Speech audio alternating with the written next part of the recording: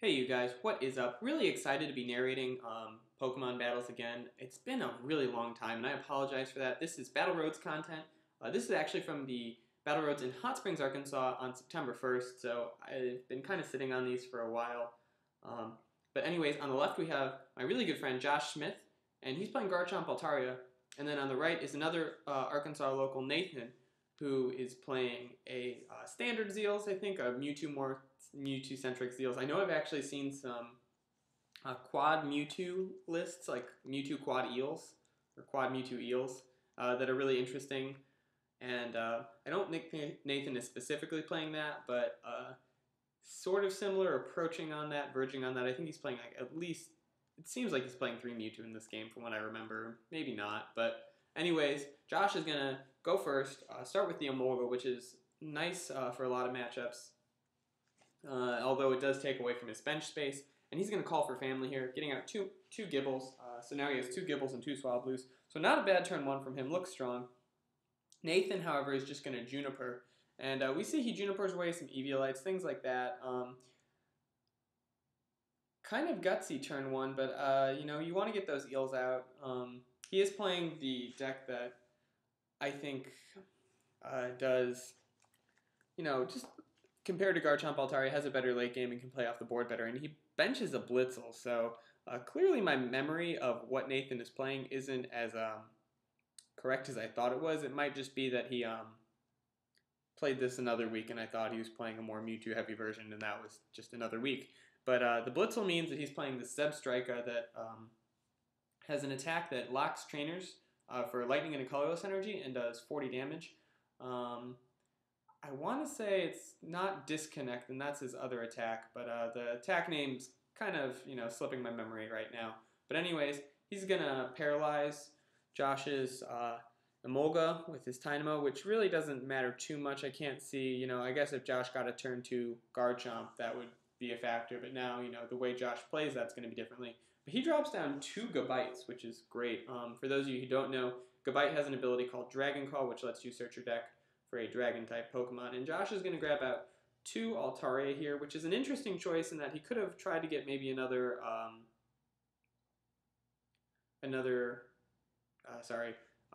Gibble out, but he does have a Juniper, so there's a good chance that he'll hit either a Level Ball or maybe some way to get it. There's also no real rush to get a third Garchomp or Garchomp pre-evolution out at this point.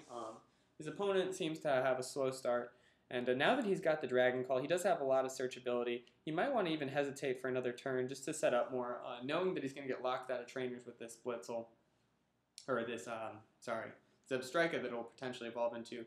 So Nathan's going to Juniper here. It was interesting that last turn he played the random receiver without actually playing the supporter. That can affect Josh's decision and what supporters he plays.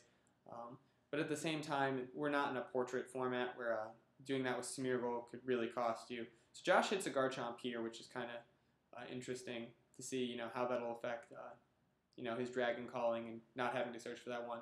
But Nathan's going to drop the Mewtwo, and he drops the DCE already, which I think is kind of an interesting play, and maybe not the right one in this case, simply because that DCE is liable to be mock-cutted, which is Garchomp's first and primary attack that he uses. It does 60 damage for a single fighting energy, which is fantastic, and it discards a special energy, which in this format, the amount of special energy that's around is insane. So being able to discard those is just really fantastic.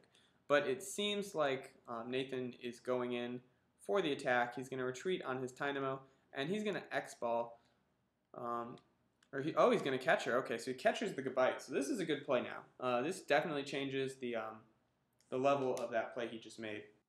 A lot of this matchup has to do with limiting the number of Garchomps your opponent has. Being able to nip one as it's a Gabite does a lot of things for you.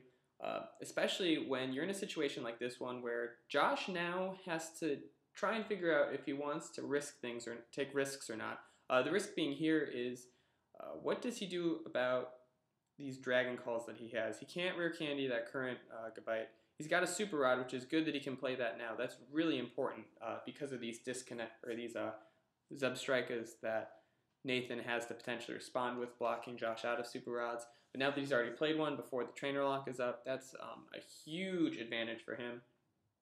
So Josh has the ability to Dragon Call. He's actually going to catch an Eel here, which I'm not sure how I feel about as a play. It is a KO that he would potentially have, but I don't know if Josh has energy. Oh, so Josh doesn't have energy, so he catches that Eel specifically to stall, and this isn't the worst thing that could happen. It's definitely seems like this game hasn't gone Josh's way so far. Not having the energy is pretty harsh. He will be able to get out a Garchomp next turn for sure. I like that he held on to the Garchomp knowing he couldn't attack. There's no reason to evolve. There's no reason to give up your ability to Dragon Call. So that's a smart play on his part. He's not really susceptible to the end very much and getting end out of that Garchomp because one, he probably still has, 3 to 4 in his deck, assuming prizes and things like that, of that nature. So he's going to get X-Balled again, which is fine for the most part. The other thing to keep in mind here is that Josh is never going to give up 2 prizes on an EX, whereas Nathan will. Josh only runs the Molgas, the Altaria line, and the Gabite. So he's going to Candy and try and preserve his current Gabite, which I think is a good play. Being able to continuously search your deck is huge, but he actually goes for the Garchomp here. I might have gone for a Gibble personally. Josh does seem to have dead drawn now, which is kind of scary. He's in a not as solid board state as he'd like to be, I'm sure. I'm sure he'd love to be able to play a supporter and try and hit, some more level balls or Gibbles or even Swablues, and setting up stronger Garchomp supported by more Altarias would be, preferable to having 2 bench spaces open. This is a deck that never wants to have a single bench space open. But Josh is going to Mach Cut, and the big outcome of this is, one, how much closer he gets to taking a KO. He did 100 damage there. The other part being that he discarded that special energy, that he is reducing Mewtwo's damage output significantly by doing this. And his opponent, Nathan, drops a Zapdos from, I believe that's from the next Destiny set. And that was a card that saw a bit of play a while ago. It has the ability to snipe for 50, which makes it appealing in some ways, but it's really been significantly outclassed by Raikou. And we're going to see Nathan Ultra Ball away an N, which is a good play on his part. Why would you give your opponent access to an N, end them to 6 and yourself to 4, when they seem to be dead drawing? So Nathan's going to grab out another Mewtwo. I don't really like the fact that he benched the Zapdos in the first place. Having 3 spaces for Eels, I think, trying to set up a 3rd Eel, being able to really Dynamotor really heavily seems preferable. So he's going to Juniper away a Lightning, and he hits another DCE, so he might be able to put a lot of pressure on Josh this turn if he gets off these Dynamotors. And I'm not sure how many he has, but he's actually attaching to the healthy Mewtwo, which I'm not sure I like as much. He could have had, what would that be, 5 energy? I guess that's still short of the KO, so maybe it is the better play. If he could have gotten up to 6 energy on that Mewtwo and just one-shot a Garchomp, that would have been fantastic pressure. But he actually can't retreat. So now Josh is, Josh top decked at Juniper. Okay, so now Josh is just going to kind of unload. That top deck was huge. So now he's going to be able to communicate in. And I like that he catchered up that Mewtwo. He's going to take the DCE off of it. He's going to put pressure on Nathan, really limiting the number of attackers he has, and at the same time, not taking too big of a lead in the prize race, not making himself vulnerable to end, because Nathan is much less vulnerable just based on him playing an Eel deck that works off the board really well. And he puts 100 more damage on Nathan's side of the field. So in response to this, Nathan can't retreat right now, just based on energy cost. He doesn't seem to play Sky Arrow at this point. And we really do see now that this is where Nathan probably is realizing that benching that Zapdos was not the right move to do. He's sitting on a Tynamo. You'd love to be able to play that Tynamo just for if your Eels get KO'd. Just being able to have more Eels on the field is just very beneficial for this deck. But he's forced to pass. I'm not sure how I feel about passing there. Josh is going to attach the special energy, which I'm fine with as a play. He also gets out another Gabite, and he's going to be able to Dragon Call again. He can't Dragon Call for Swablues, unfortunately, so he might have to fail this, or he's just going to grab out a Garchomp for next turn.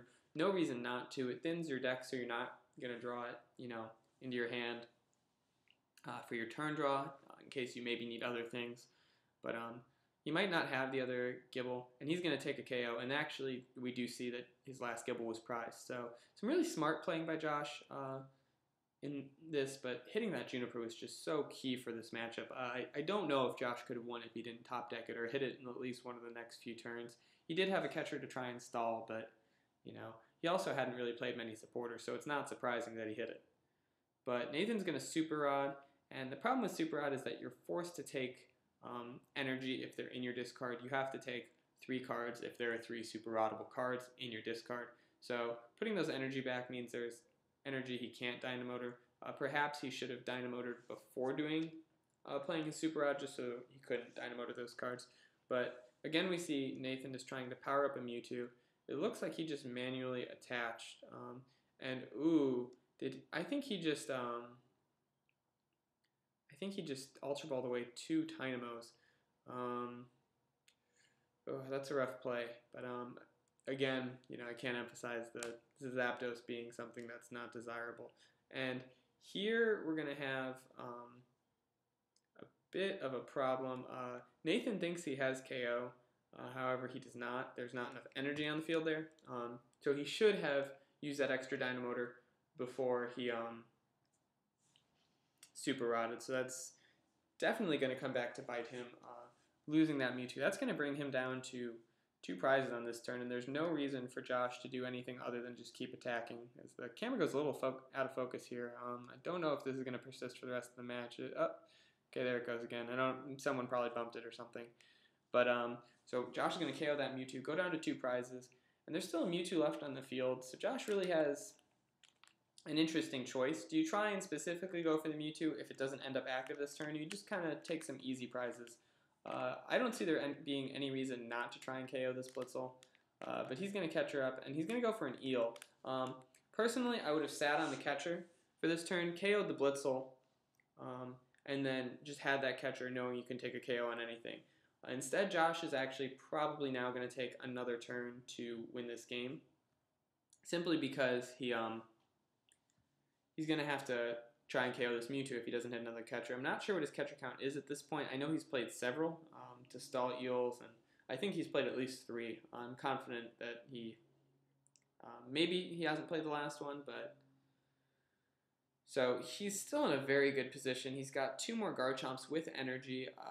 I haven't seen Nathan play a single Max Potion or even seen one in his hand, so I'm questioning if he's playing it or not.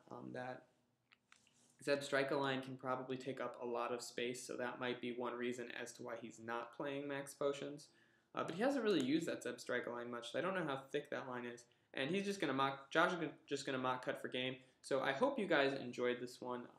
It was a quick round 1 game, so Josh moves on to 1-0, and hopefully we'll see more from him. I actually don't think I have anything recorded else of him at this Battle Roads, as there's no top cuts, so there's no real second opportunities to get people. But make sure you rate, like, comment, subscribe, do all that good stuff. It helps the channel grow, and it makes me want to put out more videos for you guys. So, incentive for everyone. But I will catch you guys with more games later.